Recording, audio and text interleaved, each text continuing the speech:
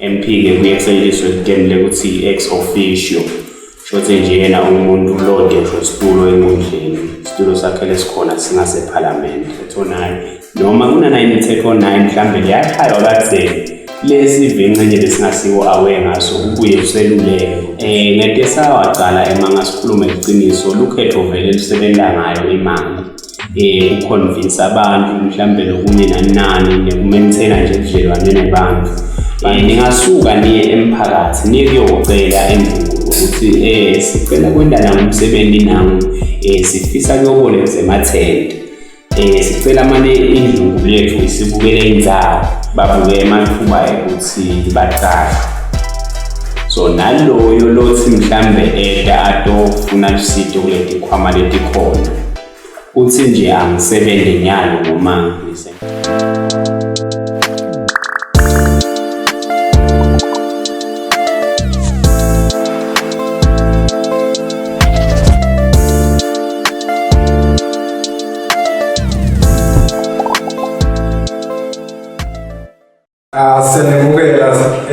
Mindful Folks podcast.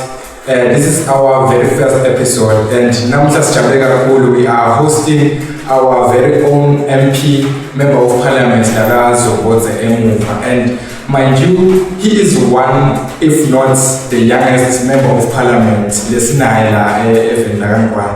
So today's topics lambalwa le strength youth engage kakhulu kiyo siyawemukela MP namuhla ku-Mindful Folks podcast ngaloja siyaphila Mlotha sibonge kakhulu usimema edinzabende likhulumisa dona kakhulu kade idinzabade bami labasha uqinisile na ukuthi I'm the youngest liqiniso lelo vele I'm the youngest MP lokhona eParliament yethu ekhona yes12 yakangwana. I think uyavuma ukuthi he is the youngest MP without understand the thinking alesinato as youth ya 7 because angeke abe akhulumela capacity yakhe utawukhulumela capacity yawo almost onke MPs lakhona la even akhulumele futhi the information ayibhekise kule youth lenye lekhona la vele ukuthi ingasidakala kanjani. So MP besacela maybe kancane nje usibriefe ngerole cala ya MP nje la evela kangwane ukuthi MP uyini wendaba usebenza agcine phi yena because thina si-youth siba nama-misconceptions nama-misunderstanding simasibona MP sibona umuntu ephathela imali umuntu esamkhetha bekumele simbeke lapha elithini simbona uma bekuthiwa kunenkinga thina. Sibonge kakhulu Mlotha uthinta yona indzaba lemcoka yekukhanyisa indzaba yenzima lekumele idlalwe yilo lelunga leParliament. Mlotha ngitawuthi kunale structure senkundla la khona kuna la usuka naso phasi nje ukuthi kuye kube nabicopho kube nenkundla bese kuba MP ke kuyeseliswe ekuteni ukuthi ex officio shothi nje yena umuntu lode isitulo enkundleni isitulo sakhe lesikhona singasephalamende kusho ukuthi umsebenzi welunga leParliament kungukuthi njengoma enkundleni kuye kube nemihlangano njalo ngaboLwesibili yena uba khona abe present atolalela ingcenye yetinto mhlambe letiphathiswa sive disebenzisa bobucopho mhlambe labahlala nabo onke malanga shothi ke bobucopho njalo makuyi ngilesibili baye bete bethule ama-reports nadotonke ticelo letikhona mhlambe letibhekiswe kuhulumende. Umuntu ke akusho ukuthi engcenye lena kathatha lokushiwo bobucopho ngokuphethelene nemithetho kuphela naloko mhlambe kontufuko lokukhona lokufuna mhlambe kuyomotivatewa ngale ma-office ahulumende. Umuntu lolunga leParliament ke uye adlale inzima nalapho afike athathe lokho lokuphathisiwe noma lokusidingo sesive lesingaphasi kwaleyo nkundla yakhe la ibukile. Uma ngabe ke ulunga leParliament uphindze futhi ube nayo imihlangano wengejane naso sive kusilalela ukuthi sona kuleyo umthetho mhlambe lesivile ukuthi iyakhankanywa sisho umvo waso sive ukuthi thina lokho sikubona kanje sikubona kanje. Phinde njalo uthi ungaya ngale eParliament njengelunga leParliament uma kukhona lokuzokuvile lekufuna kujike kubuyele esiveni kanjalo uyakulalela ubuye utekwethulela sona sive ukuthi iParliament ikhulumisana imithetho 9 noma ikhankanya imithetho 9 noma kuna imithetho 9 mhlambe liyashaywa katheni lesive encenye lesingasiwo awe ngaso ubuye useluleke ukuthi lokhu kuhamba kanjani. Kukhona ke nalokunye lokuye kube khona ngakhona eParliament ukhanze ukuthi kunaleyo public statements lekhishwa ukuthi mhlambe live licwayiswa kunako nanako umsebenzi wakho ke njengelunga leParliament ukuthi ungakuva mawuye khona ngale eParliament ubuye utokwethulela sive ukuthi uhulumende ukhankanya nako noma wecwayisa nako esiveni. Kusho ukuthi nje kahle kahle vele uma ngabe ulunga leParliament usebenza etindzaweni letimbili kuthemu yakho wasenkundleni phindze ube ngaseParliament. eParliament ke uphindze futhi uhambe uye kuyofaka imibuto noma ema-motions wendele ukuthi mhlambe ubutisise kuhulumende mangabe kukhona longakuboni kahle kuloyo minister mhlambe lokuleyo portfolio ubutisise ukuthi ngabe minister lokhu encelise kubanjwe yini ukuthi kungenteke encelise kubanjwe yini ukuthi kungenteke noma live kufanele ukuthi likwende lokho kwalo umthetho sokhankanya kwenziwa sokuphasile. Yes, ubude ukuthi ngabe lokhu sekubanjwe yini kunga-implementwa. Leminye imithetho kuye kube khona nje sitawubekisa kunemithetho we-sports bill. Kuyinsaya yami njengelunga leParliament ukuthi ngifike eParliament ngimbude minister lo mthetho lo ubanjwe yini ukuthi ungangena eParliament. Ingcenye ke yezinto letidlalwa ngolunga leParliament ngibala ingcenye kona kubantu umsebenzi lo wendiwa ngilolunga leParliament. Mhlambe umuntu akabuye kunayiphathi loyivedile emsakadi ukuthi ingabe uthini kulaba mhlambe ukhanza ukuthi baye bafake icelo bagathe ukuthi ngabe unemali noma kunganani. Ngeke sawacala emangasikhuluma iqiniso lukhetho vele lisebenza ngayo imali uconvince abantu mhlambe lokunye nanani nekumaintaina nje ubudlelwane nabantu bantu thine uma sikhethiwe sibacwayi siyaphila nabo kuyasidwana futhi kulokunye siye sicela ukuthi awusiyami sicela kubeketelelwa mhlambe mangabe unalento inkinga kuleso sikhashana noma encenye ebusito kusede ngaleso sikhathi uye ukhulumisane nabo bantu ukuthi awucela babeketelele. Otherwise akusho ukuthi sibantu abahlale banemali ingoja nje sive asisilahle. Uyevakala mhlawumbe kakhulu. So enzabeni intsha thina lekubukeka ngathi siyangcula silahlekile kule politiki akavani kusebenza uhulumende lotho inkundla. Sicela kuva thina usikhanyise nje ngisho ukuthi kule case mina Mlotha ngingakhuthaza ukuthi bantu labasha abasonzele enkundleni. Isikhathi lesiningi siye sibameme vele enkundleni. Ngenhlanhla lenhle baye bavele abantu labasha futhi nanami njengemuntu omusha vele ngakhetha ngabo abantu labasha kude la khona ngibashiya khona ngemuva nakhona tingcoco letikhona. Ngiyabakhuthaza vele ukuthi abasonzele enkundleni. Livela lithi kulesikhathi lesisonyalo libuswa ngetinkundla. Kusho ukuthi whatever lokukhona mhlambe umthetho sisekelo lesisebenza ngawo engathi nibantu labasha abakasonzele sitowululekana sikhombisana ukuthi ungasisebenzela kanjani. Tikhona ke inhlelo letikhona sakade ukuthi mhlambe ndichazele loyo longasikoshongo ukuthi le ndlela lesiphethwe ngayo ubuholi bakho laphamba kanjani. Kodwa nje lokukhona ngingasho ngithi thina lebasikhetha la sisuke singu-local government lekulunga leParliament induna yenkundla kanye nakuqobo. Mase sisuka la ngiyasuka mina eParliament ngiyongeda kubahlonishwa lesukela abanye bakhethwe kule nye inkundla sakhe uhulumende ngaphethe kwaloko bese kuba ukuthi kube khona nawo ema-ministers lamanye aphume kithi lamanye aphume ngekuthi malunga eParliament la appointed bese ke kwakheka icabinet. bese ingwenyama ke phinze futhi sesiniketa uNkulunkulu lo tawukholalo omkhulu. Kule studio lesikiso sihle kanjena nje sisendelwe ngumweli media, so don't forget ukuthi nimbide manifuna kupenda nema paintings lamahle, ama drawings, ama preschool nakuphi there is Mweli Media ready to cater for that. Don't forget to subscribe and follow us ma socials. Sikhona ka Facebook, we are Mindful Fox Podcast ka Facebook, please follow us. Mindful Fox Podcast na YouTube, please do subscribe and press the notification bell khona ndobona mangabe sesiposta lenye kukhona yini mhlambe lesimbambisa kini bandle utawulunga ngani. Ngibonge umsakadi wami, umuntu ngeke ahlala angavedi ukuthi esikhathini lesinyeni uma ngabe bacetha ukukhetha kwanza ukuthi baye bakubeke lapha nje bathi sesifuna kubona ukuthi udokwendana.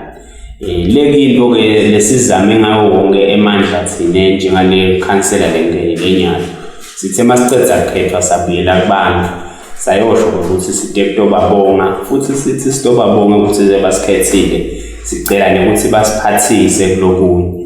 Ingcenye nje yedinto ngangiphathisiwe mina kwathiwa sicela usikhulumele usiqinisele indzaba yokuthi manje kubuketwe imali yabogogo. Lenzaba leyo ke hambile vele sayokhulumisa eParliament taba khona impendulo zaphinde zathi kuyisele eziveni ukuthi uhulumende uthi utawuzama kuyikhulisa ngeminyaka angeke ayikhululise one time ivele ithi gidli. So sisebukile ke lapho ukuthi uhulumende utasibambisa lini.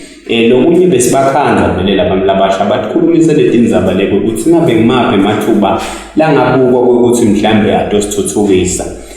Sikeke samlanza nalenye inkampani lebeyisungulwe kulabanye abantu labasha ukuthi asetomani izame uku-equip abantu labasha ibakhiphe busy kuthiwa nguMomolink. Bekwe ukuthi nje bakhona abantu labasha mhlambe kwakhale into madlala letincane tekuphila.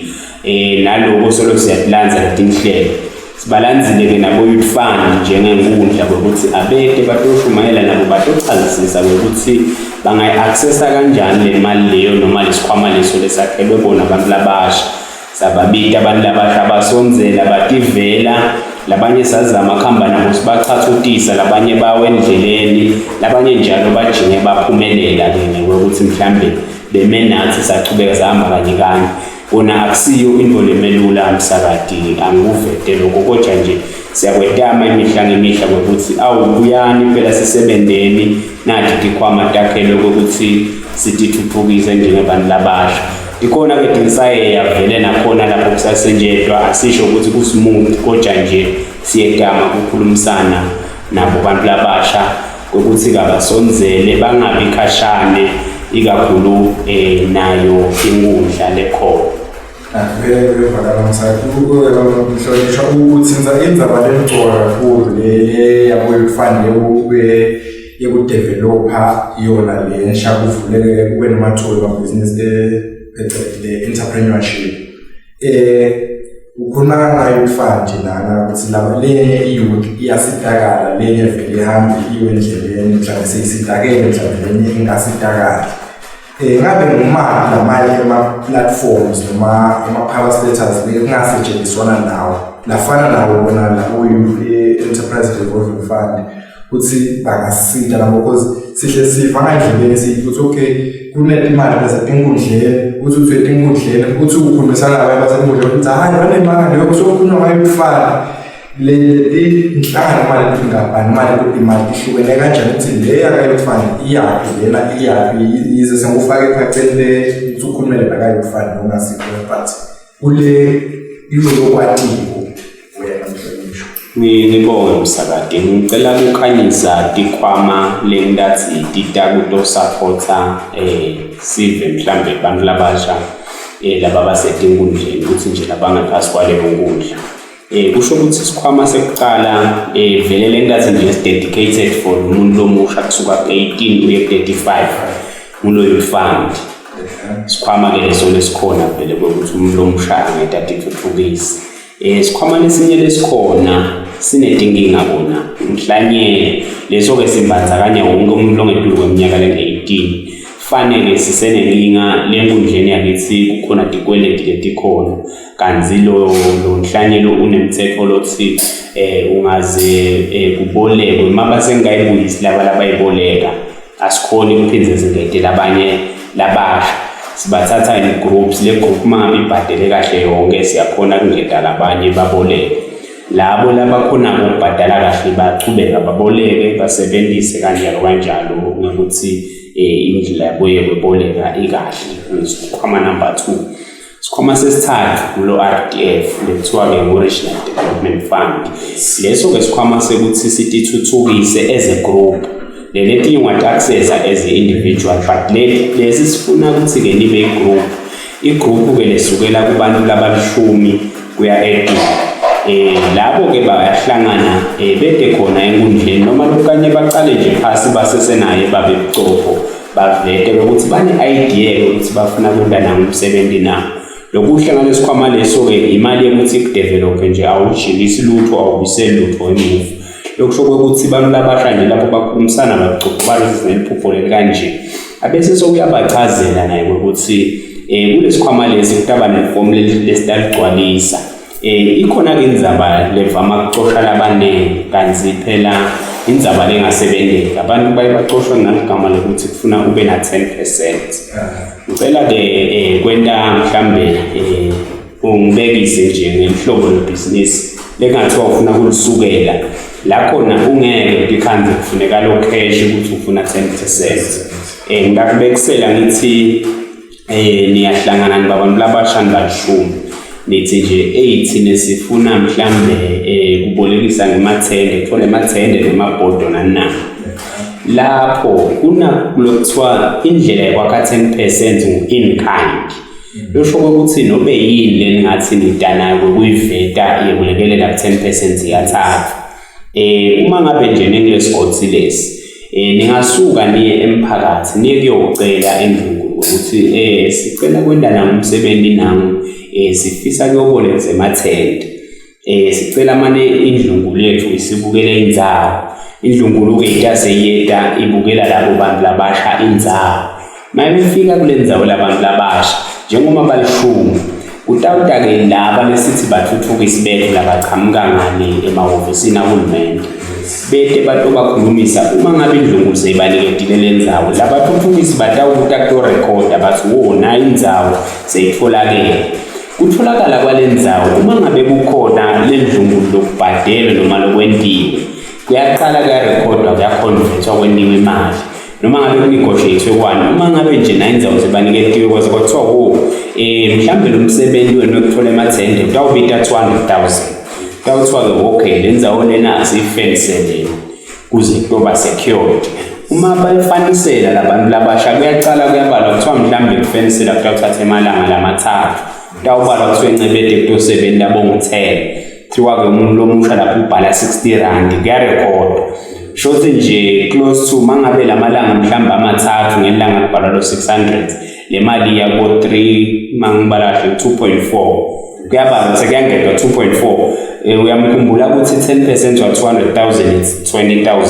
so 2.4 so minasekile kunanga ukuthi senibili mhlambe nendalo yomsebenzi mangabe nalabo fenisi bathengiwe encenye kuspendwe lo 5,000 kuthengwa labo bofenisi ngiyabekisa njalo sekuyangedwa iyakhuphuka le mali ithi 7,000 iyakhokha 10% lemali leyo nemandlabo labantu labasha utabe sencethiwa sale na umthoyo encinane wakha nispende loyo 8,000 10,000 I'm not so sure ngiyabekisa senwakhile 10% sevele se 10% encinye mangabe futhi njalo nisafuna ukuthi nimise lelo hobolo lokuthi indodeni ndadibeka la 10% njalo solo indlela yokucontributor ku 10% yes so lo 10% bantu ungakube fusa kakhulu usuke kuyindlela uyabida nokuthi in kind ningasuka nithole na kwengobhosi kweloli kwenqola lokwe container uma nithola lokwe container nangabe kulibite leyo mali kuyavela usho kuyabukwa awu lokhu eku-30,000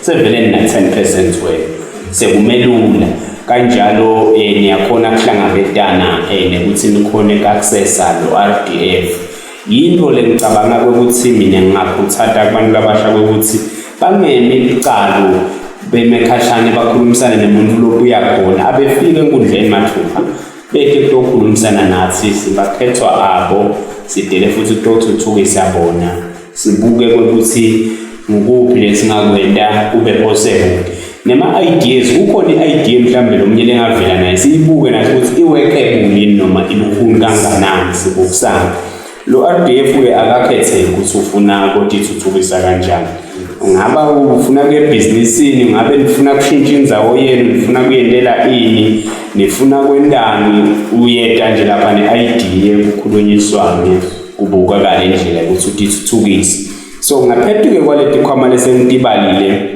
leti nzathu kukhona lesinye semashayina sikhwama naso siyasita kakhulu basibita ke ngakuyenteka kiso uyakhona ungena wedwana nakhona naso ke siyafuna ukuthi phela sikubone ukuthi ukhona lofise kukwenda kungaba ukuthi mhlambe vele uhleli so uyabocela imini bona ke bathi ke babambisane ukuthi angibekiseke ngcenye ufuna kufuya ingulube manje phela ube nalo lo bese mhlambe bakuthengela bona lengulube bakuthengela nekudla kanjalo ukukusupport kubalekela ukuthi lo munye utawubuta athi mina ngifuna kwendani bamnikete lento abese ngcenya akasawende lo msebenzi loyo kanzi kufisiwe ukuthi abantu labasha batithuthukise diniyeni ke mhlambe letinye tikhwama letinye tiyame ehlangothini labo agriculture letekulima nato tikhona tikhwama leti kanjalo uyete enkundleni sibone ukuthi ulinke kanjani nabo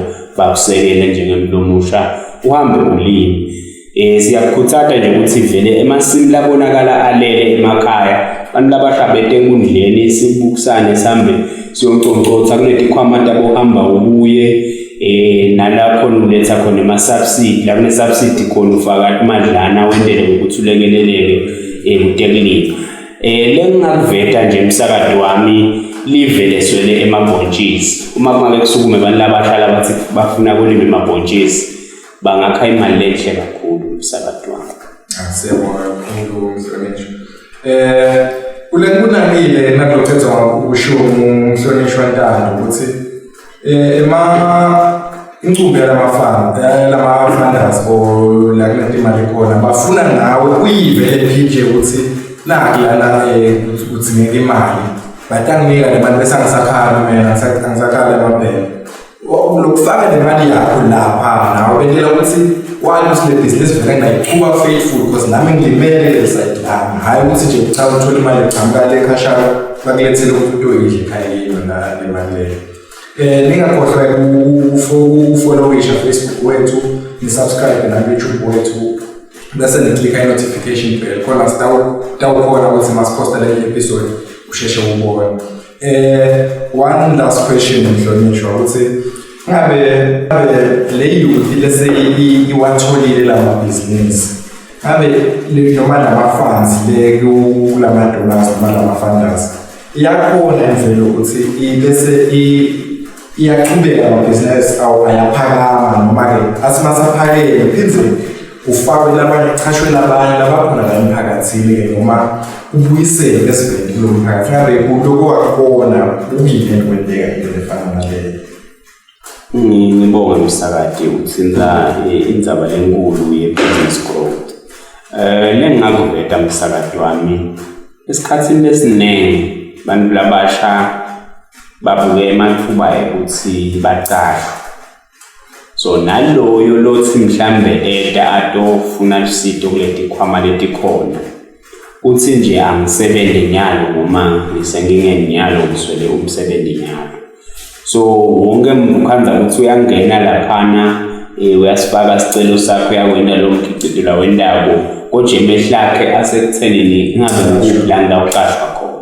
So kwenda ke singakhona ukumonitor ukuthi labantu labasha bachubeka bagcine bashonele. Ukhanza ukuthi umuntu uyasitakala leso sikhashana naleyo nginga amende noma kuleyo mobile money wakhe kwavela lithuba ahambe aye emsebenzini la khona uqashwa umlungu khona. So ke ukhanza ukuthi siphazamiseka lapho otherwise labanye bayazama ukuthi bayimaintain leyo business yabo khona nje labakhona ngala phasayo enkundla yethu ngala ebulekeni bafuye ingulube cha basathuba kahle bebona solo ingulube daboti khona bakhicida belindlela yokuphila. Nginga-advise kulesha mina ukuthi if ubona ukuthi ngazuthi ibhizinisi yakho ngathi ikhanya kancane seyikhanyela khashana buyela laba khona nemali abafana khona ubuyele lenkundleni umuntu uthi nako lana sekugile katika lana ngikuphi la ngangena khona mhlawumbe because angeke sifihle ukuthi ama-business plans siyawabhala abe mahle on paper but practically kungabe sikuyendeka ngoba thola ukuthi i-business plan iyahamba uyibhalisa le-development mangibhalele ibe yinhle ngikhona ukuthola imali but practically le business ilungela lo muntu loyibhalile leyo business plan ayilungele mina but nathi thina entsha asifunzeni ukuthi lama-business plans ethu sitibhalele thina noma lo muntu akuside uma tibhalele khona lo wathi ukuthi leyo business yakho i-viable kodwa ukuthi uyahluleka plan A sengiya-plan B uyahluleka plan B ngiya-plan C. Siyabonga kakhulu Mhlonishwa ukuthi u-honorishe i-invite yethu ufike la ekhaya ku-Mindful Folks podcast. Sicabanga ukuthi uthola kusenhliziyweni yakho ukuthi maybe ngalesinye isikhathi ubuye masiphinde siku-invite. Sibonga kakhulu Msakade, mhlawumbe umuntu sekagcina njengoba usinza yona indzaba yabantu labasha kungaba ngikho ukubakhuthaza abantu labasha ukuthi nabo uma ngabe sebahlangene abangesabi kumema inkundla bayibike ite tokhulunyiswana kubone ukuthi incubekela phambili iba khona kanjani. Nathi siyinkundla siyayimemeta imihlangano siyabakhuthaza abantu labasha abasonzele kukhulu labatakuzuza. Mina nje anginankinga vele ukuthi bangi-engage ndikhulumela nje ngedvana ngoma vele ngiyafisa ukuthi batikhanze bathuthukile. Asisho ukuthi abayekele labo mhlawumbe balungelayo indlela yokuthi bahambe bathole ematoko nalapho siyasekela njengenkundla futhi noma siwabona emathuba awo umsebenzi siyawasherisha kiso sivele singaphasi kwenkundla ukuthi abantu labasha fakani icelo tenu la ngenani nifake icelo tenu la nibambe emathuba kanjalo nakulabo leti business sikhona njengenkundla kwesekela mhlambe lokunye mhlambe umuntu lokuthe kusale lwimini akhona nema trainings ma skills ukuthi mangabe ufuna trainer skill lapha eNgwane nje kukhona la khona bathi bangeda abantu labasha bato trainer leso skill malanga nje lama evikini leliphelile bekune graduation beyikhona lapha eNgwane Central graduate lapha bafundzela wona amakhono abo. Ngakhuthaza abantu labasha ukuthi abasonzele eNgwane Central ikhona indawo yokuceceshwa ngedemakhono noma ema skills lengakusita ukuthi ube nendlela yokudiphilisa ungumuntu lomusha. Ngiyabonga Msakade. Perfect. So skill is the new degree. Wena wayenza ufuneka kamlungu utakunika utakusherishela 10% wena waka 100% umuntu wakusherishela 10%. Ungcono if kunale skill utendela wona lo msebenzi. Nangu siyashutha kuneteam leshutha la we are still working. So long the skill lesithengeka so angisho ukuthi it's perfect but that's just an example. Remember to follow our Facebook, subscribe to YouTube wethu bese press the notification bell. Voila, shout out to everyone watching. Thank you.